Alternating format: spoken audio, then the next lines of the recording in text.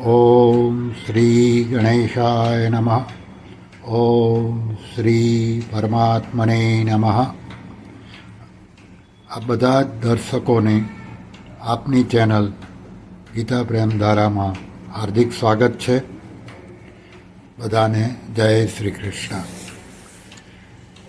આપણી યાત્રામાં આપણે પહોંચીએ છીએ અધ્યાય 17, શ્લોક ક્રમાંક 11. હવે ભગવાન યજ્ઞ, તપ અને દાનના ત્રણ ભેદવાળા પ્રકરણનો આરંભ કરે છે. આજે શ્લોક ક્રમાંક 11.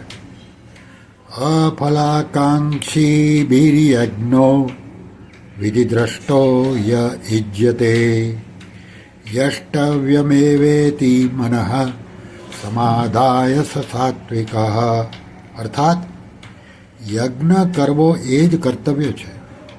આ પ્રમાણે મનને સમાધાન એટલે કે સંતુષ્ટ કરીને ફળની ઈચ્છા રહિત મનુષ્યો દ્વારા જે વિધિદ્રષ્ટ એટલે કે શાસ્ત્રવિધિથી નિયત યજ્ઞ કરવામાં આવે છે તે સાત્વિક છે.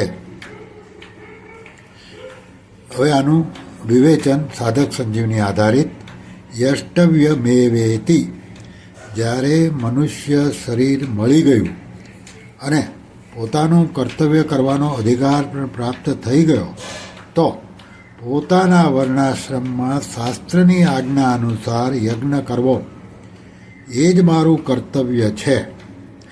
એવ ઈતિ, આ બે અવ્યયો લગાડવાનું તાત્પર્ય એ છે કે તેના સિવાય બીજો કોઈ ભાવ ન રાખવો.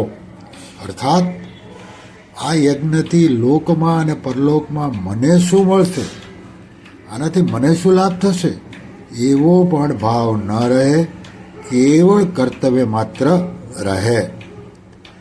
જ્યારે તેનાથી કંઈ મળવાની આશા જ નથી રાખવાની, પછી ફળેચ્છાનો ત્યાગ કરીને યજ્ઞ કરવાની જરૂર જ શું છે?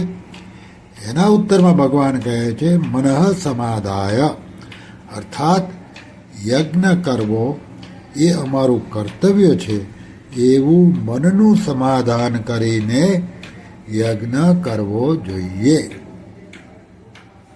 પછી છે અફલાકાંક્ષી બી, મનુષ્ય ફળની ઈચ્છાવાળો ન હોય, અર્થાત લોક પરલોકમાં મને આ યજ્ઞનું અમુક ફળ મળે એવો પણ ભાવ ન હોય.